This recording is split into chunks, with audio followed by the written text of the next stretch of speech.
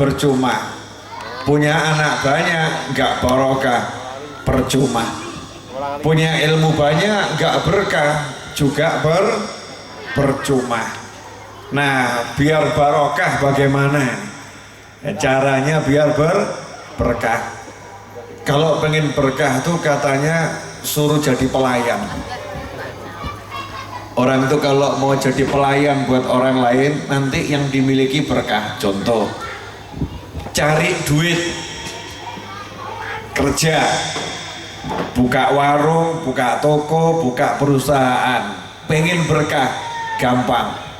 Niat jadi pelayannya pesantren, jadi baturnya pesantren. Saya mau buka toko, niat ngewangi pesantren, carikan duit buat pesantren. Itu nanti tokonya berkah, itu tokonya berkah. Atau kok ada dulurnya yang sakit, butuh biaya banyak untuk berobat, sementara dulurnya juga gak punya duit, dia ya uangnya pas-pasan.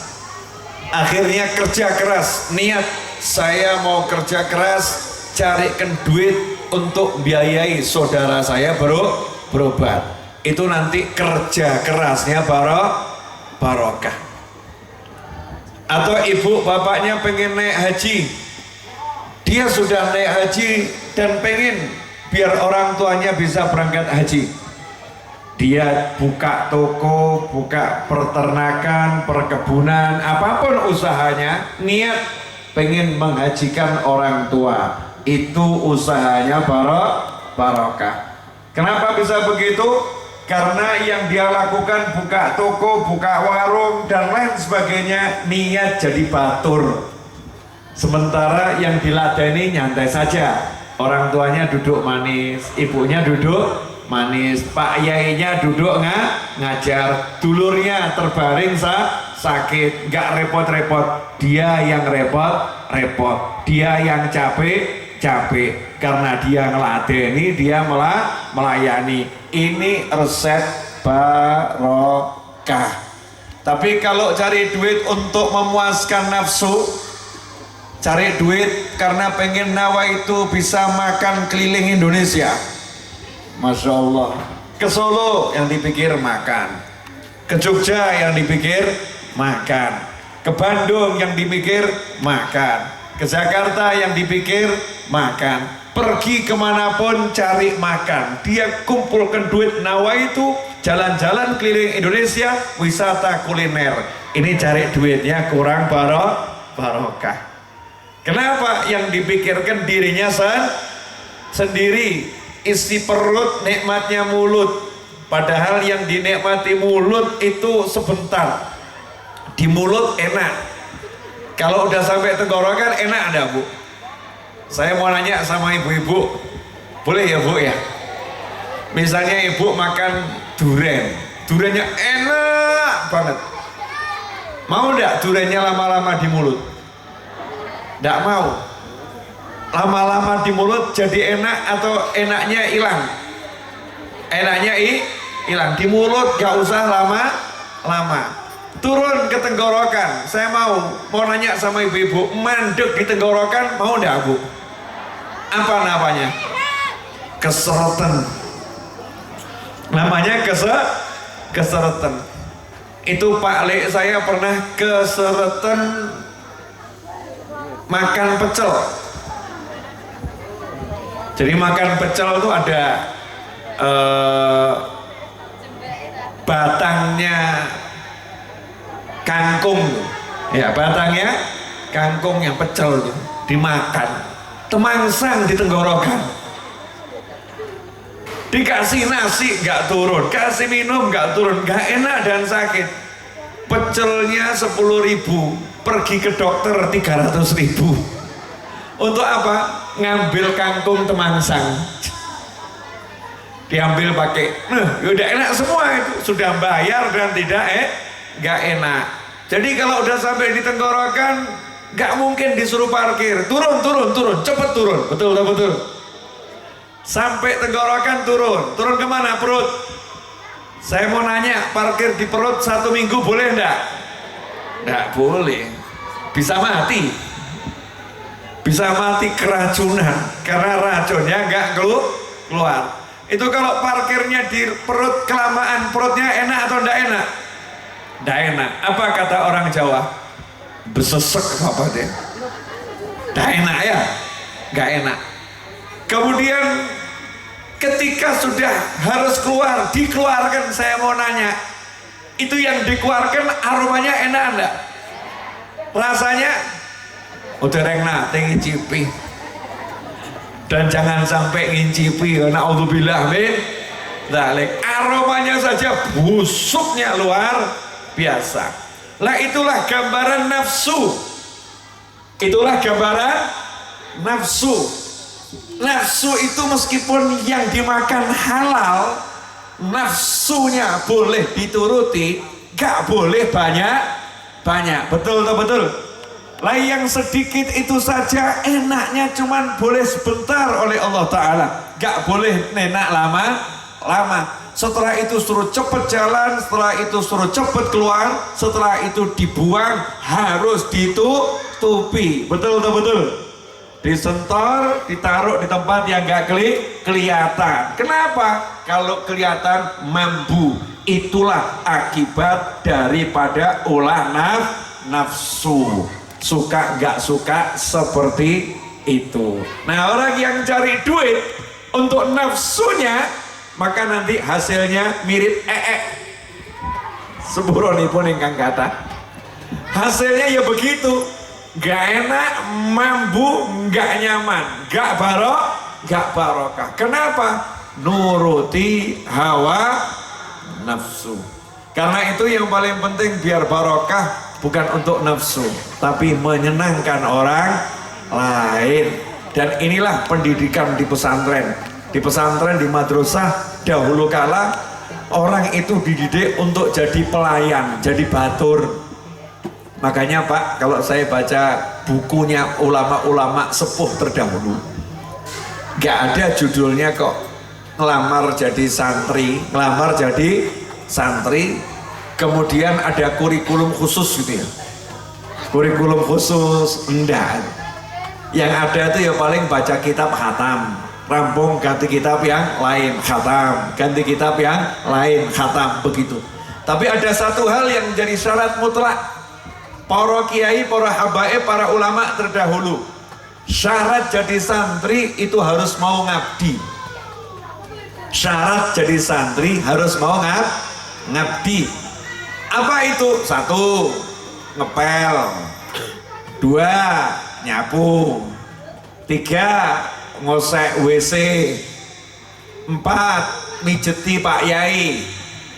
Ya, mijeti Pak Yai. 5, megangkan sandal, ya kan? Jadi megang sandal, ngambilkan sandal, megang, nyepakkan sandalnya Pak Yai, dan seterusnya. Semua yang bisa dilakukan sebagai batur pelayan, itulah dulu pekerjaan santri di pesantren. Sekarang muncul fenomena aneh. Kalau ada orang tua lihat anaknya di pesantren kok dijadikan batur, orang tuanya marah. Kalau cuma begini, saya tidak akan pesantrenkan anak saya di sini. Di rumah saja tidak boleh isah-isah, di rumah tidak boleh umbah-umbah, di rumah tidak boleh ngepel. Di sini saya suruh belajar, Pak Yai suruh ngepel. Masya Allah, marah orang tuanya. Nah ini yang model begini nih, yang nggak barokah, barokah. Maka katanya para kiai, santri yang melarat itu lebih berkah daripada santri yang sugih. Masya Allah. Kok bisa ya? Saya turun sebentar, ada godaan di sini. Buka dulu. Nah, naik lagi. Nyantai saja. Udah oke. Udah bagus. Lanjut ya. Santri yang miskin itu lebih berkah dulu loh ya, daripada santri yang kaya. Kenapa bisa begitu? Karena santri yang miskin tirakatnya lebih hebat daripada santri yang kaya. Kenapa begitu? Santri yang kaya bisa makan sehari 3 kali, santri yang miskin pas-pasan. Dulu ya, nunggu ada kiriman, makannya bisa lebih banyak, diirit-irit. Saya ngerasakan Pak, karena saya termasuk alhamdulillah santri melarat. Loh, jenengan tidak percaya mesti ya. Saya itu pernah nyantri 6 bulan, karena saya tidak mau lama-lama di pesantren. Saya pengen cepet di pesantren. 6 bulan nyantri, total 7 bulan. Yang 1 bulan masa percobaan. Sya'ban saya masuk, Ramadan pulang, Syawal mulailah lagi. 6 bulan. Dikasih sangu oleh bapak saya, punyanya duit yaitu 200.000 untuk 6 bulan.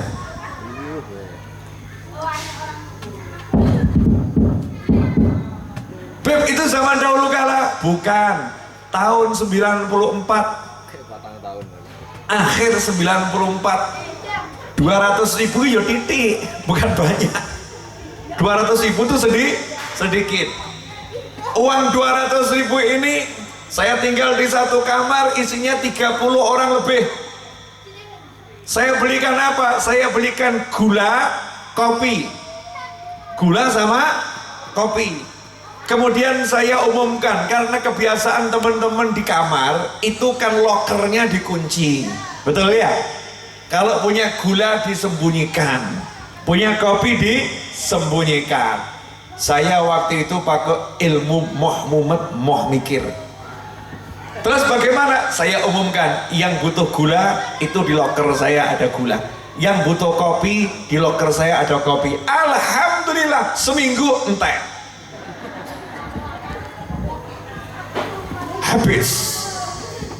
Pak ini berkah nggak ya? Berkah dulu sebentar, belum selesai ceritanya. Uang 200.000 untuk 6 bulan habis seminggu, berkah nggak itu? 200.000 yang mestinya untuk 6 bulan seminggu habis, berkah nggak? Begitu saya punya kopi itu ya, hari pertama malam duduk di lapangan sama teman-teman yang ada satu kamar orang 10. Ayo, saya tuh punya gelas gede ini buat kopi, seruput sebelahnya gantian, 1 gelas 10 orang, muter gitu kan ya. Begitu kopi saya habis, gula saya habis, banyak yang sedih. Duh, gak ada kopi lagi, gak ada gula lagi. Akhirnya masing-masing itu moga-moga nih Habibnya ini dapat gula, dapat kopi. Subhanallah, ada tamu. Siapa itu? Bapaknya teman saya. Kemudian bapaknya teman saya ini ngasih duit anaknya, Lihat wajah saya melas. Saya dikasih salam tempel. Saya bilang yes. Alhamdulillah, beli lagi gula sama kopi, habis lagi, gak ada duit, benar-benar nol. Makanya kalau orang bilang maqamul tajrid, sebetulnya santri itu sampai maqam tajrid, karena santri itu gak boleh kerja, disuruh belajar. Nanti kalau udah selesai, nah maqam tajridnya lepas, balik lagi ya, makom ikhtiar usaha. Subhanallah, datang lagi ya, Pak Lek saya tilik anaknya. Pak Lek kok lihat ponaannya, ya ponaannya ya wajahnya gagah, seneng, cuman Pak Leknya mudeng, wajah-wajah nggak punya duit. Dulu belum ada handphone saya nggak punya, nggak ada telepon, jadi nggak ada minta duit sama orang tua, nggak ada. Dan orang tua nggak nilai, nggak ada nilai. Ya, karena mau nilai juga jauh, udah pasrah. Subhanallah, 6 bulan di pesantren, tidak pernah 1 hari pun saya kekurangan duit. Caranya bagaimana? Wallahu a'lam. Gak minta, gak ngemis, gak ngarep. Selalu ada uang, selalu ada kopi, selalu ada teh, selalu ada mie godok, selalu ada mie goreng, selalu ada kecap. Fungsinya kecap ini apa? Karena kalau dulu di pesantren tiap hari itu ada tempe. Nah, tempe itu dapatnya cuma secuil. Maka tempenya satu kamar saya kumpulkan semua, beli lombok, kasih kecap, jadinya tempe sambal kecap. Masya Allah. Nah, itu dikasih sama nasi yang atosnya luar biasa ngelawui, sehingga makannya enak. Nah, ini 200.000 berkah. Kenapa berkah? Karena bisa menghasilkan bahagia untuk orang banyak. Kemudian bisa mendatangkan rezeki dari arah yang tidak terduga. Karena apa? Niatnya untuk nyenengkan orang lain, didung untuk orang lain. Di pesantren saya udah latihan begitu. Cuman santri sekarang lain ya. Beda, kantongku kantongku, kantongmu kantongmu. Ini santri zaman no, sudah hilang gitu. Dulu waktu saya nyantri, zaman dahulu tahun 94 itu ya, kan belum lama itu ya, belum lama. Di zaman itu yang paling berkah yang berani ngosek WC. Maka dilihat santri-santri yang berhasil, santri-santri yang sukses, santri-santri yang manfaat untuk orang banyak, itu santri yang paling ngabdi di pesantren. Kalau di pesantren dia paling mengabdi, dia paling taat sama kiainya, taat sama gurunya. Begitu keluar, subhanallah, dia akan berkah ilmunya. Alhamdulillah saya waktu itu pamit 6 bulan dipanggil ibu saya. Padahal di pesantren saya itu syarat keluar harus lulus aliyah. Nah, saya dari SMA negeri masuk pesantren, baru kelas 6 SD. Kelas 6 SD belum lulus, saya pamit keluar, dipanggil ibu saya. Satu pesantren ngomong, wah kualat awakmu, wah ketabrak engko, teklek sikilmu, belum waktunya keluar kok mau keluar. Saya laporan pada pimpinan pesantren, sholat hajat 2 rakaat, badal isya, masuk kantor ngomong. Kebetulan kok Habib Hasan Baharun waktu itu saya dari Lughah Dakwah lagi pijet. Nah, itu pantangan kalau lagi dipijeti diajak ngomong pantangan. Cuman karena ibu saya yang memanggil, ya saya nekat ngomong. Buya minta maaf, ini dipanggil ibu suruh pulang, tidak boleh nyantri lagi. Besok saya mau pulang, mau berhenti nyantri. Jawabannya apa? Irji yakfik walakal barokah. Cukup pulanglah, kamu dapat berkah. Pulang saya, yang lain kaget. Loh kok iso? Sing petang tahun pamit radijini, 5 tahun pamit radijini, awakmu lagi 6 sasi pamit kok diijini. Saya bilang wiridnya ada, rahasia. Tak wiriti Pak Yainya, ya wiridnya ada. Pulang saya, subhanallah, sampai di Solo ngenger sama Habib Anis. Lanjut nih bab berkah ya, ngenger sama Habib Anis. Gak lama saya ngenger, 10 tahun sampai beliau wafat. Pagi siang sore malam, pagi siang sore malam, pagi siang sore malam. Gak mikir duit, gak mikir kerja. Yang dipikir pokoknya ngeladeni guru. Bagaimana cara melayani guru? Yang dipikir itu. Alhamdulillah, kata para ulama, berkahnya guru untuk murid itu kelihatan nanti kalau gurunya sudah meninggal dunia. Wahai para santri, ojo mbok arep-arep, moga-moga Pak Yai cepet mati. Jangan begitu, wah biar barokah nih, kelamaan tidak muncul-muncul berkahnya, biar Pak Yai cepat mati. Ini santri begini, santri yang nggak berkah ini ya, santri yang nggak berkah. Santri yang berkah doa dia, ya Allah berikan nyawaku untuk guruku, biar aku mati duluan. Itu santri yang berkah. Kalau jenengan sudah bisa menyedekahkan roh jenengan buat guru jenengan, baru itu namanya murid. Kalau ngarep-ngarep gendang mati tak ganteni, ini bukan murid ini.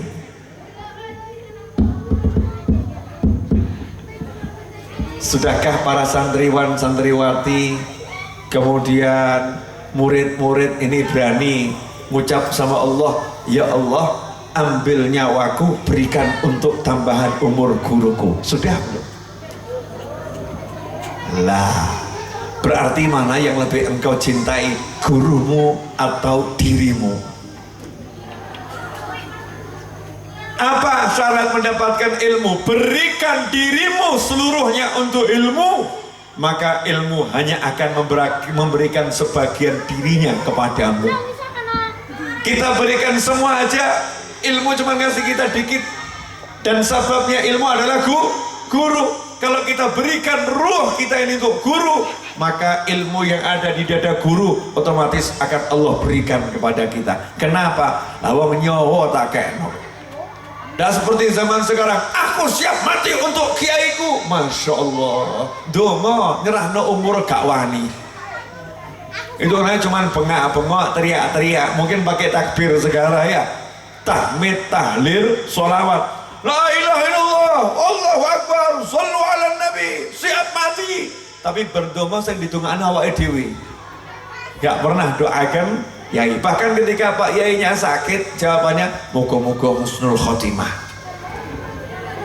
Moga-moga husnul khotimah. Ini na'udzubillah min dzalik. Ngenger melayani. Orang kalau mau ngenger sama guru, melayani guru, nanti di situ ada barokah. Mohon maaf saya ceramahnya begini sebab saya nggak pernah mikir mau ngomong apa. Tadi temanya jadi begini ya, saya nggak ngerti. Di kepala saya nggak ada rencana mau ngomong seperti ini. Adanya ya naik di sini ngomong gitu saja ya. Tiba-tiba kok ngomongnya barokah. Nggak mikir saya ngomong seperti ini, kok tiba-tiba ngomongnya seperti ini. Wallahu a'lam. Karena saya diamanati guru saya, kalau ceramah nggak usah mikir, biar nanti muncul di hatimu, yang di hatimu sampaikan. Kalau nggak ada mandek gitu aja kok repot. Nah kalau nggak ada ya mandek, betul. Masa nggak ada ngarang-ngarang buku kan dia capek ya, nggak ada manfaatnya. Yang dikarang-karang tuh nggak mungkin masuk ke dalam hati. Itu dari kepala ke kepala, dari mulut ke telinga, bahkan nggak tembus telinga yang satu sampai hidung keluar lagi. Masuk telinga kanan, keluar hidung ya. Naudzubillah min dzalik. Nah ini ngenger.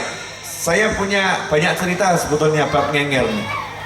Iya, bab ngenger ini saya punya banyak cerita. Jenengan tahu bagaimana kedekatan Mbah Hasyim Asy'ari rahimahullah dengan Khalil Al-Bangkalani rahimahullah.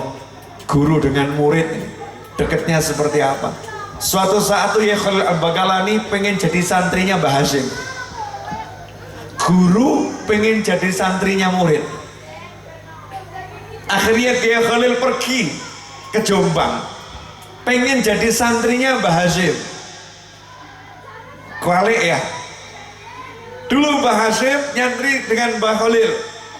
Tapi kemudian sampai pada satu titik, Mbah Khalil karena tawadhu'nya pengen nyantri pada muridnya untuk menunjukkan kepada dunia, ini orang luar biasa.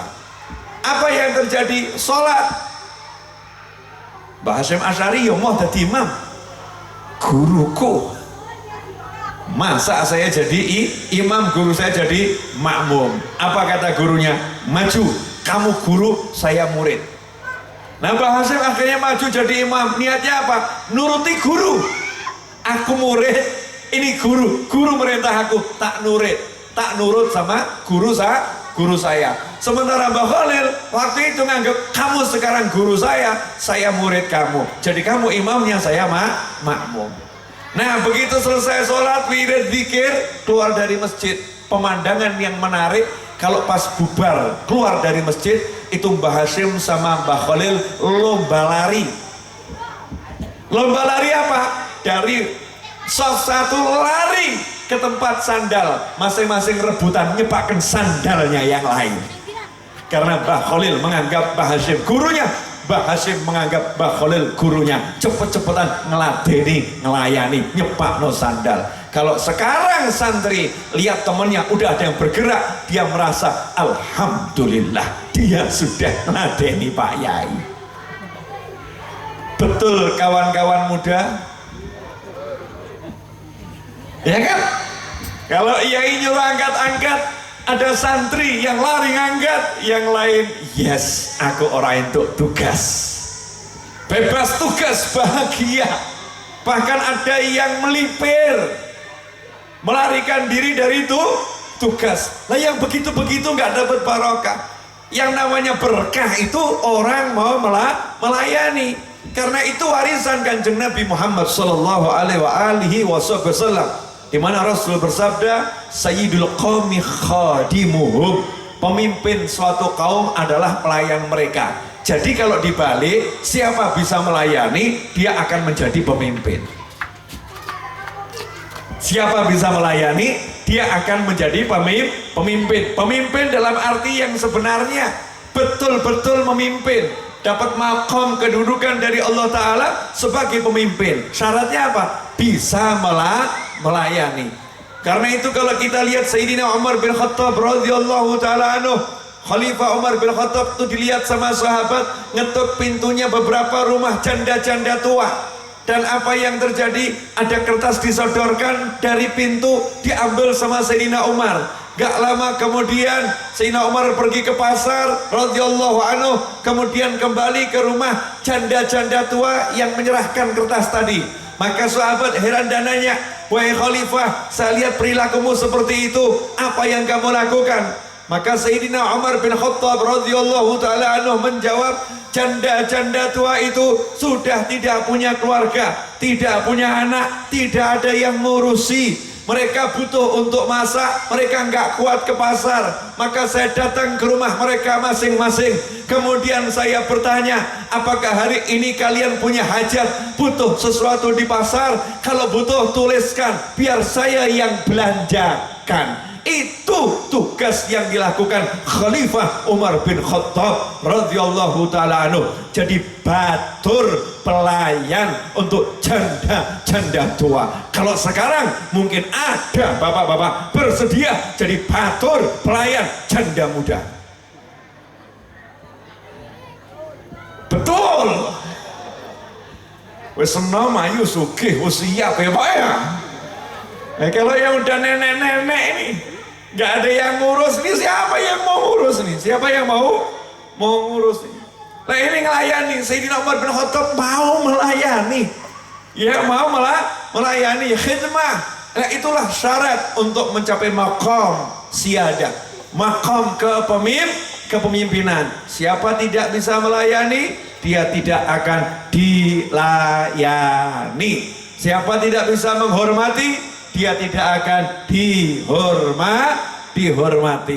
Gampang sepele. Mau barokah, melayani. Gak mau melayani, gak akan barokah. Terutama yang paling tinggi, melayani orang tua, melayani bapak, melayani ibu. Wah itu setannya paling gede.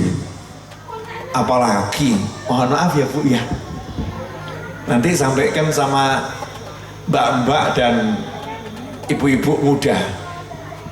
Saya mau ngomong sama bapak-bapak ya Pak ya, biar nanti ibu-ibu menyampaikan kepada mbak-mbak dan ibu-ibu muda. Pak, kalau ada istri menghalangi dan mempersulit langkahmu untuk menyenangkan orang tuamu, segera cari yang lain. Tolong jangan diceraikan Pak, tolong jangan diceraikan. Kenapa? Kurang menyakitkan. Jadi jangan diceraikan, bapak segera keluar cari yang lain, kemudian bawa pulang ke rumah. Ketika istri saya, siapa itu Pak? Jawab saja, istriku. Tega kau sakiti hatiku, karena engkau tega menghalangi aku membahagiakan orang tuaku, maka aku tega menghancurkan hatimu. Bu, tolong disampaikan ya Bu ya. Karena sebetulnya itu bukan istri Pak, iblis berambut panjang. Kenapa? Ridallah fi ridal walidain, suhtullah fi suhtil walidain. Ridha Allah bergantung ridhonya orang tua, marahnya Allah bergantung marahnya orang tua. Jadi kalau ada seorang istri menghalangi suami membahagiakan orang tua, alias orang istri ini menghalangi suami dapat ridha Allah dan mengantarkan suami pada murkanya Allah, istri yang begini tidak layak hidup bersama Anda bahagia Pak. Layaknya Anda siksa sebelum disiksa oleh Allah Ta'ala. Ibu-ibu enggak gitu kan?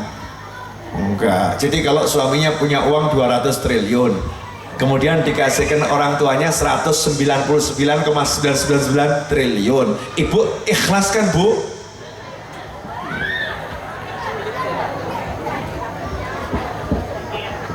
Suami dapat gaji 10 juta, yang 9.900.000 diserahkan ibu bapaknya, ibu cuma dikasih 100.000, ikhlas atau nyesek? Nyesek nopo geger? Geger Bu. Ya akhirnya muncul komentar seperti ini, kono Pak Rabio bokmu kono. Betul begitu ibu-ibu? Nah istri yang model begitu tuh Pak, yang barusan saya sebutkan tadi itu layak untuk bapak pulang bawa perempuan yang lain kemudian ngomong dengan tegas, ini istriku, biar kroso. Kenapa? Karena anta wa maluka li abik, dirimu itu apa semua, dari ujung kaki sampai ujung rambut sampai nyawa rohak, dirimu, anta, dirimu semuanya. Kamu disebut kamu karena punya mata, punya telinga, punya tangan, punya kaki, punya ruh, punya nyawa. Seluruh bagian dari dirimu adalah milik orang tuamu, plus wa maluka, dan yang di luar dirimu. Kau tangan, kaki, mata, mulut, telinga, ya, ginjal, jantung, ini semua ada dalam diri kita. Wa maluka, yang di luar tubuhmu, anta wa maluka li abik, yang ada dalam dirimu maupun yang di luar tubuhmu, mobilmu, rumahmu, anakmu, semua milik orang tuamu. Masya Allah, seorang Habib mendefinisikan anak yang durhaka itu termasuk yang seperti apa. Digambarkan seperti ini, kalau orang tua masuk rumah sakit gagal ginjal, naudzubillah min dzalik. Seorang anak punya anak kasusnya sama, masuk rumah sakit gagal ginjal. Akhirnya anak ini mencarikan donor untuk orang tuanya sekaligus untuk anaknya. Ternyata dapat satu, cocok untuk bapaknya, juga cocok untuk anaknya, tapi cuma satu. Nah ini kalau si anak kemudian dalam hati mengatakan, ayahku sudah tua, sudah selayaknya dia segera pindah ke alam baka. Kalau anakku kasihan, masih muda, dia belum hidup berapa lama, jadi ginjal ini biar untuk anakku saja. Anak yang seperti ini dalam syariat anak durhaka. Kenapa? Karena dia memilih matinya orang tuanya daripada matinya anaknya.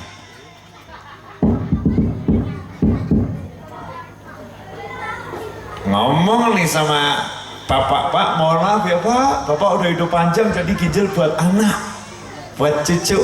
Kalau bapaknya boleh jawab akan ngomong begini, nah ketahuilah, kalau untuk urusan anak kamu bisa buat lagi dengan izin Allah, nanti akan dapat.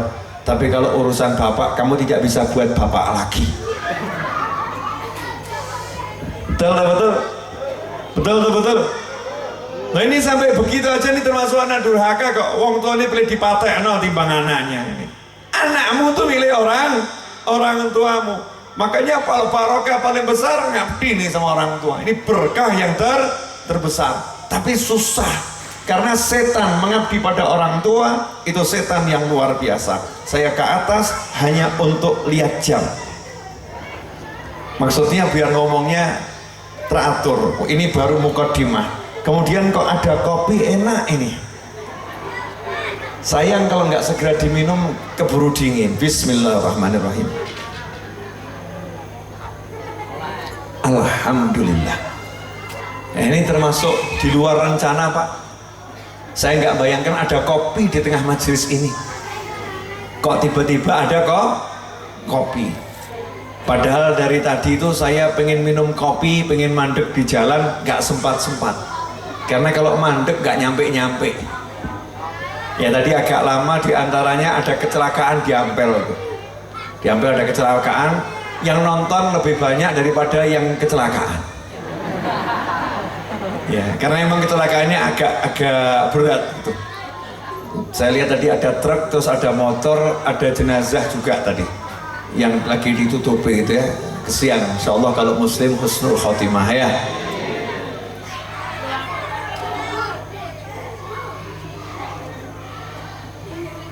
Alhamdulillah.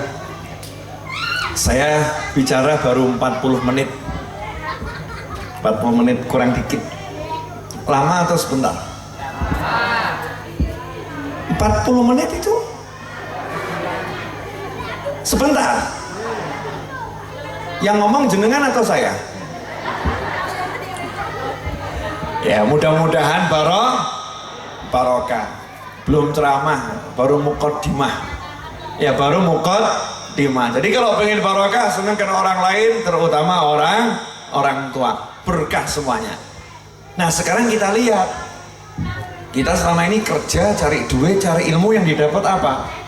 Capek, lelah, sumpok, hati gak enak, badan ngetok-ngetok, pikiran beruat. Kalau memang itu yang dapatnya cuma capek, lelah, kesel dan sebagainya, begitu dapat duit gak lama habis dan gak ngerasakan nikmatnya gak kerasa. Itu ciri-ciri duit yang gak barokah. Tapi ada orang kerja keras pagi, siang, sore, malam, sama kerja kerasnya, dia tidak merasakan lelah, gak merasakan dia itu rekoso, gak merasakan yang gak enak. Capek sih capek, wajar namanya kerja keras, tapi hatinya ayem, hatinya tentrem, hatinya senang, hatinya bahagia. Walaupun begitu dapat duit langsung habis, tapi dia bahagia. Kenapa? Masya Allah, ibuku tersenyum karena aku belikan sandal. Nyawang mesemi, ayem hatiku. Masya Allah, anakku senang ketika aku berikan seragam yang baru. Uangnya habis, tapi ini untuk menyenangkan orang banyak. Hitungannya mungkin cuma menit, dapat gaji langsung habis. Tapi senangnya hatinya ini luar biasa. Itu ciri-ciri rezeki yang barokah. Gampang ya niteninya ya. Nah karena itu ini penting untuk diteliti. Karena kalau rezeki nggak berkah itu bahaya. Karena kalau nggak barokah bahaya. Ilmu nggak berkah bahaya. Semua yang melekat di diri kita nggak barokah bahaya. Karena itu kalau kita lihat dalam salam, Assalamualaikum warahmatullahi wabarakatuh. Khusus untuk berkah itu jamak wabarakatuh. Iya. Dan berkah tidak disebut wabarakatuh, enggak. Sebetulnya dengan berkatnya Allah kan cukup, tapi disebutkan jamak. Kenapa? Karena berkah itu banyak bentuknya. Berkah itu bentuknya banyak. Nah insya Allah ini yang bisa saya sampaikan di muqaddimah. Belum ceramah. Sekarang mau ceramah, judulnya apa ini? Ya, udah banyak banget nih judulnya nih. Khairukum man ta'allamal Qur'ana wa 'allamah. Yang terbaik di antara kalian adalah yang mempelajari Al-Quran dan mengajarkannya kepada orang lain. Ada sahabat Nabi bernama Sayyidina Abdullah bin Abbas radhiyallahu ta'ala anhuma. Sahabat sekaligus nak dulur, sepupunya Kanjeng Nabi Muhammad SAW. Sayyidina Abdullah bin Abbas itu ketika Nabi SAW wafat umurnya baru 13 tahun. Biar kita bisa bayangkan. Jadi ketika main-main bersama Rasulullah, Sayyidina Abdullah bin Abbas itu masih anak-anak. Yang kalau malam Rasulullah sholat, Sayyidina Abdullah bin Abbas tiba-tiba di belakangnya ikut sholat jamaah. Iya, tapi ternyata kok sholatnya di sebelah kiri sama Nabi dijewer kupingnya, ya telinganya dipegang, bukan sakit, dipegang sayang, ditarik suruh pindah sebelah kanan. Masih anak-anak Sayyidina Abdullah bin Abbas radhiyallahu ta'ala anhuma. Tapi hebatnya anak yang satu ini umur 13 tahun ketika Nabi wafat, Sayyidina Abdullah bin Abbas itu mengungguli sahabat-sahabat yang umurnya 70 tahun, mengungguli sahabat-sahabat yang umurnya 60 tahun, mengungguli sahabat-sahabat senior. Kenapa? Berkah. Berkahnya apa? Dapat doanya Kanjeng Nabi Muhammad SAW. Nah, ini ilmu yang paling enak nih, ilmu pakai doa nih. Belajarnya nggak seberapa, tapi dapat instalan. Grup, tiba-tiba pinter. Contoh Bu, boleh nanya sama ibu-ibu, Bu, pilih mana? Kerja keras dapat uang 100 juta atau nganggur dapat uang 5 miliar?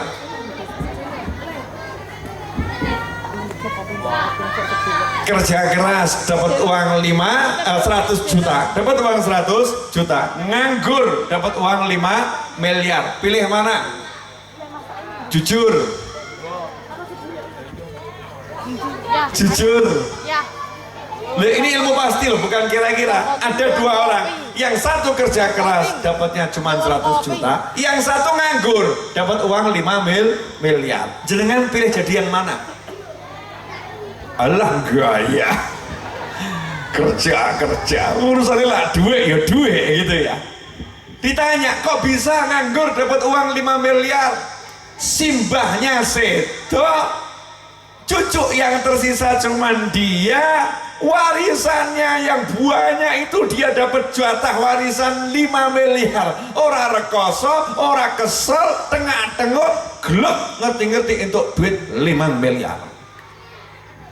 Nah, ada manusia-manusia yang dalam ilmu juga seperti itu, nggak patek rekoso dibanding yang lain, tapi tiba-tiba gelap pinter, tiba-tiba ya pinter. Wa'allamnahu min ladunna ilma, dan kami ajarkan kepadanya ilmu dari sisi kami. Langsung pinter. Di antaranya Sayyidina Abdullah bin Abbas radhiyallahu ta'ala anhuma. Meskipun beliau ya sungguh-sungguh malam ya berusaha tahajud ya, tapi kalau dibandingkan sahabat yang lain ada yang lebih hebat, ada yang lebih berusaha keras. Dalam keilmuan kalah. Kenapa kalah? Sayyidina Abdullah bin Abbas dapat doa Kanjeng Nabi pada suatu hari. Tiba-tiba Nabi mendoakan, Allahumma faqihu fid din wa 'allimhu ta'wil. Ya Allah, jadikan dia paham agama. Ya Allah, ajarkan kepadanya ilmu ta'wil Al-Quran. Ta'wil itu di atasnya tafsir. Kalau tafsir itu memahami makna Al-Quran, ta'wil lebih dalam daripada tafsir. Pemahaman yang sangat mendalam dari Al-Quran. Maka ketika Sayyidina Umar dengar seperti itu, Sayyidina Abu Abbas ini digandeng diajak ke majelis syuro, majelisnya sahabat-sahabat senior. Maka disitulah para sahabat agak protes, ini anak kecil kok dibawa, kita semua punya anak yang nggak ada bawa anaknya ke sini. Dijawab, ini anak kecil bukan sembarang anak kecil, coba kita tanya pada beliau ilmunya. Wahai Abdullah bin Abbas, ayat yang mengatakan, surat yang mengatakan idza jaa nasrullahi wal fath, apa itu tafsirnya? Maka dijawab, itu surat pemberitahuan dari Allah Nabi mau wafat. Kaget sahabat, loh di surat itu nggak ada kata-kata Nabi mau wafat, tapi kalau kamu menafsirkan ini Nabi mau wafat. Iya, karena kalau pertolongan Allah kemudian kota Mekah sudah dikuasai, orang berbondong-bondong masuk Islam, berarti tugas Nabi sudah selesai. Nah kalau tugasnya sudah selesai, harus kembali kepada yang memberikan tugas. Kaget itu sahabat, Masya Allah, ilmunya luar biasa. Sayyidina Abdullah bin Abbas yang ahli tafsir, ahli ta'wil Al-Quran ini, yang hidupnya ngaji, hidupnya rajin baca Al-Quran, punya asisten khusus. Beliau bayar orang khusus. Dibayar untuk apa orang tersebut? Bayar untuk mendata siapa di Masjid Nabawi yang lagi baca Al-Quran. Jadi ada orang yang ditugaskan khusus masuk masjid, lihat yang ngaji istiqomah di situ siapa saja. Oh, kalau zaman sekarang ya, Pak Rohmat, Pak Budi, Pak Ali, Pak Fulan, Pak Fulan, Pak Fulan, dicatat semuanya. Asistennya tugasnya nyatet. Kemudian disuruh ngasih tanggal khatamnya kapan. Itu udah kurang 2 juz, lusa khatam. Ditanya, Bapak mau khatamkannya besok habis duhur atau oh saya habis duhur mau baca. Oh iya, Fulan habis duhur mau khataman, Fulan habis maghrib mau khataman, Fulan waktu duha mau khataman, tanggal sekian jam sekian, tanggal sekian jam sekian. Asisten ini kemudian mengingatkan Sayyidina Abdullah bin Abbas radhiyallahu ta'ala anhuma, wahai sepupu Nabi, ini hari ini 1 jam lagi ada yang mau khataman di masjid. Apa yang dilakukan Sayyidina Abdullah bin Abbas? Sudah alim, ini ulama yang luar biasa. Beliau jalan ke masjid, kemudian nyari orang tadi, duduk di sampingnya, nunggu sampai khatam, kemudian angkat tangan, mengaminkan doanya. Masya Allah. Ini yang sudah khatamannya banyak loh ya. masih cari khataman orang lain. Lah kita ini yang khatamnya setahun sekali, yang khatamnya mungkin Ramadan cuman sekali, yang khatamnya mungkin 3 bulan sekali ini. Nah kok nggak mau cari teman kita yang bacaannya bagus, yang bacaannya cepet? Ada ndak yang akan khatam? Kalau ada, maka segera kita datangi, pengen juga menghatamkan, ikut mengaminkan. Sayyidina Anas bin Malik radhiyallahu taala anhu, pembantunya Kanjeng Nabi yang wafat umurnya dalam sebuah riwayat lebih dari 100 tahun, riwayat yang lain 95 tahun ke atas. Beliau itu punya cucu jumlahnya ratusan, karena didoakan oleh Kanjeng Nabi, Allahumma ya Allah panjangkan umurnya, beri dia anak yang banyak, beri dia rezeki yang berlimpah dan barokah, masukkan dia ke dalam surga. Ini enak-enaknya manusia ini, sugih, bojo akeh, anak akeh, umur dawa sehat, kemudian meninggal husnul khatimah. Itu Anas bin Malik. Nah Anas bin Malik itu beliau kalau mau khatam Al-Quran tidak langsung dihatamkan, mestinya malam bisa khatam. Beliau sisakan beberapa surat, besok paginya anak putu mantu semua dipanggil ke rumahnya. Untuk apa? Ikut mendengarkan beliau khatam Al-Quran dan beliau berdoa. Seperti itulah para sahabat mengelola bagaimana keluarganya dapat berkah daripada Al-Quran. Ini termasuk bagian daripada khairukum, yang terbaik di antara kalian. Yang namanya mengajarkan Al-Quran diantaranya yaitu mengumpulkan orang untuk khataman. Ini bagian dari mengajarkan Al-Quran. Di antara bagian dari mengajarkan Al-Quran adalah mengenalkan anak tentang keagungan Al-Quran, mengenalkan keluarga tentang kebesaran Al-Quran. Bukan cuma mengajarkan dalam arti ngajari baca, tajwidnya, hafalannya, tetapi tidak ada rasa ta'zim kepada Al-Quran di keluarganya sendiri. Justru ini keluarga diajak kumpul, ayo khatam, ayo khatam, ayo khatam. Ini bab yang pertama. Kelihatannya saya mau bicara yang pertama saja, karena kalau sampai yang kedua, ketiga, keempat, kelima, keenam, rampungnya subuh. Sementara insya Allah nanti jam 7:30 pagi saya insya Allah ceramah di Tulungagung. Keren ya, 7:30 pagi ceramah di Tulungagung, jam segini ada di Solo Tigo. Habib kok kelihatan nyantai, orang tak pikir.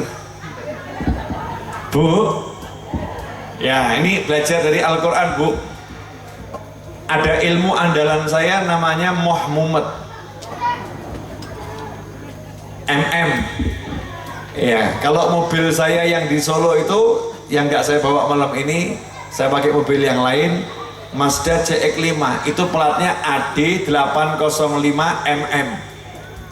Jadi ada bos Moh Mumet, AD805 MM, Moh Mumet. Caranya biar nggak muat bagaimana? MM juga, moh mikir, mikir. Sekarang saya mau nanya sama bapak ibu sekalian, hadirin semuanya, adik-adik, teman-teman semua, pertanyaan yang gampang. Ini saya sampaikan di mana-mana, dan ini yang saya ajarkan keliling Indonesia, keliling dunia. Saya ngajari orang agar hatinya paham yang satu ini. Hatinya paham yang satu ini. Tadi yang di depan itu semua sudah. Insya Allah nanti Ramadan diamalkan. Ngaji sebanyak mungkin, cari temennya khatam sebanyak mungkin, kita ikut aminkan. Berkah nanti diamalkan, melayani ngabi. Ya. Nah sekarang ini bekal penting. Saya sudah umumkan ke seluruh teman-teman saya, Habib Novel Al-Idrus tidak akan pernah mau menerima keluh kesah masyarakat. Moh. Jadi kalau ada orang datang ke rumah saya sambat, ngeluh, saya suruh pulang. Mulia, saya tidak terima keluh kesah. Habib, anak saya Habib. Mohon maaf Bu, silahkan pulang. Saya tidak terima keluh kesah. Habib, perusahaan saya terbakar Habib, gimana? Aku orang gelem krungu wong sambat mulia. Kenapa? Ini sambat lebay. Sambat lebay yang begini nggak boleh. Sambat lebay nggak boleh. Kalau sambatnya nggak lebih boleh, saya terima. Namanya cari solusi, itu bukan sambat. Iya. Seperti orang ke dokter, sakit kepala ke dokter, ditanya sama dokternya, Pak, apa dirasakan? Kepala saya sangat sakit, Pak Dokter.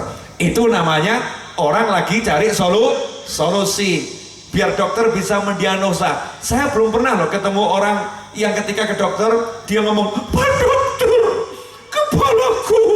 Nah, yang dirasakan apa?